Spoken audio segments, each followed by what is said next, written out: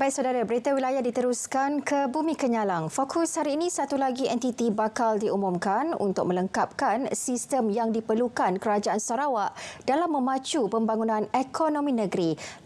Langsung bersama Bu Mawin di Kuching. Zahira, terima kasih.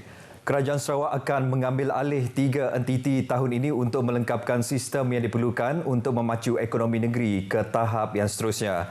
Premier Dato' Patinggi Tan Sri Abang Johari Tun Openg memberi bayangan entiti pertama akan diumumkan menjelang hujung bulan ini. Dengan tidak mendedahkan maklumat lanjut kepada pemberita, beliau berkata 2 lagi entiti telah diketahui umum iaitu Pelabuhan Bintulu dan Maswing. Dalam pada itu, beliau berterima kasih kepada Perdana Menteri Datuk Seri Anwar Ibrahim dan Menteri Pengangkutan Anthony Locke atas persetujuan Kerajaan Persekutuan untuk Kerajaan Sarawak mengambil alih Lembaga Pelabuhan Bintulu pada Jun ini. Beliau berkata demikian kepada pemberita selepas Majlis Amanat Perdana Premier Sarawak di Kuching. Dalam amanatnya, Datuk Patinggi Abang Johari berkata, Sarawak bertekad untuk menjayakan inovasi, memupuk kerjasama dan mengutamakan pembangunan mampan sebagai tunjang perancangan untuk tahun ini. Pemain utama merupakan transisi sektor tenaga boleh diperbaharui menerusi pembinaan kemudahan biojisim mikroalga terbesar di dunia meliputi kawasan seluas 5 hektar di sejingkat Kuching. Pada masa yang sama, mengutamakan pembangunan modal insan menerusi penyediaan pelan pendidikan percuma menjelang 2026 atas bidang terpilih bagi menjayakan tenaga kerja yang diperlukan dalam sektor industri di Sarawak. Pendigitalan ekonomi dan pengenalan aplikasi yang dibangunkan sendiri sama ada untuk kegunaan perkhidmatan awam atau perniagaan. Lebih 1,000 penjawat awam negeri dan persekutuan menghadiri majlis tersebut termasuk Setiausaha Kerajaan Sarawak, Datuk Amar Muhammad Abu Bakar Mazuki dan Setiausaha Persekutuan Sarawak, Datuk Ahmad Nazri Muhammad Hassan. Kerajaan Persekutuan sedang berbincang dengan pihak kerajaan negeri-negeri bagi meneliti bantuan atau geran yang dapat disalurkan untuk menaik taraf sistem pembekalan air seluruh negara.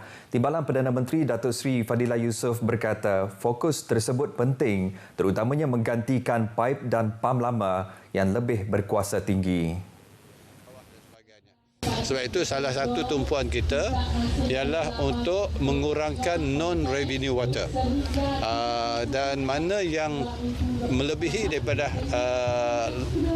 tahap peringkat nasional, maka kita akan memfokuskan untuk memberi bantuan pada peringkat negeri supaya dapat menggantikan paip-paip yang lama dengan paip-paip yang baru untuk mengurangkan non-revenue water. Datuk Seri Fadilah yang juga Menteri Peralihan Tenaga dan Daya Guna Awam berkata pihaknya akan terus memantau penyedia perkhidmatan bekalan air khususnya di Semenanjung. Manakala bagi Sabah dan Sarawak pula adalah di bawah bidang kuasa pihak negeri namun akan terus dibantu dari segi nasihat serta bantuan teknikal pinjaman untuk melaksanakan penambahbaikan sistem bekalan air negara. Datuk Seri Fadilah berkata demikian kepada pemberita selepas merasmikan kempen e-duit dan cashless di Pasar Malam N6 Metro City di Batang Kuching sebagai mengulas berhubung masalah bekalan air yang sedang berlaku di Pulau Pinang.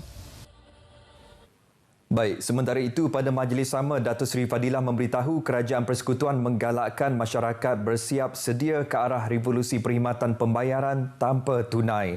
Langkah tersebut turut disokong Bank Negara dan komuniti perbankan kerana tumpuan negara kini menuju pendigitalan.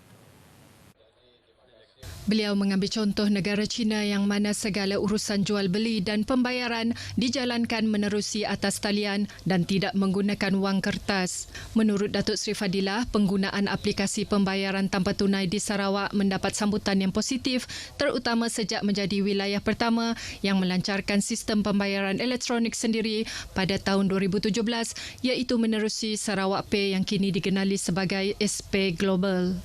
Jelasnya, aspirasi Premier Sarawak, Datuk Patinggi Tan Sri Abang Johari Tun Openg yang mahu memperkasakan ekonomi digital menerusi Pelan Tindakan Ekonomi Digital Sarawak 2030 turut menunjukkan bahawa Sarawak melangkah ke depan dalam ekonomi digital.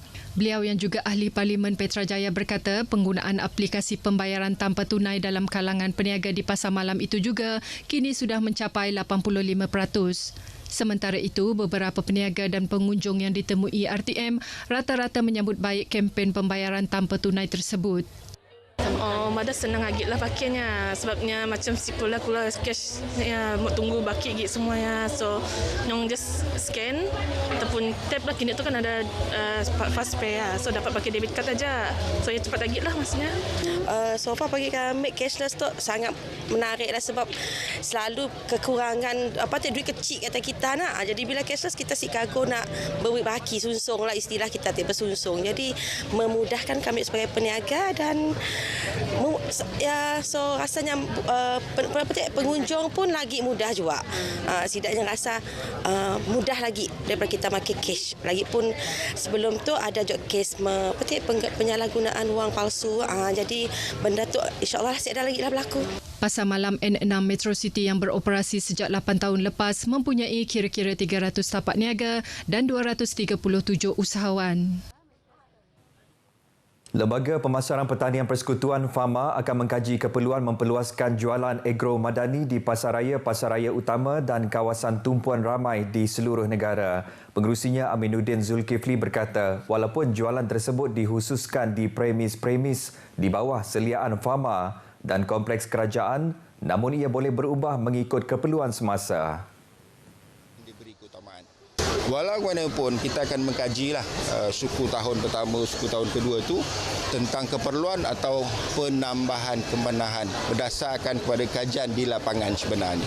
So we are a little bit flexible lah dalam strategi itu.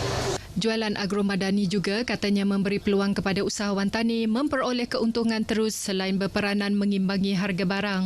Pengusaha, dia boleh turunkan harga sebab dia pergi kepada volume.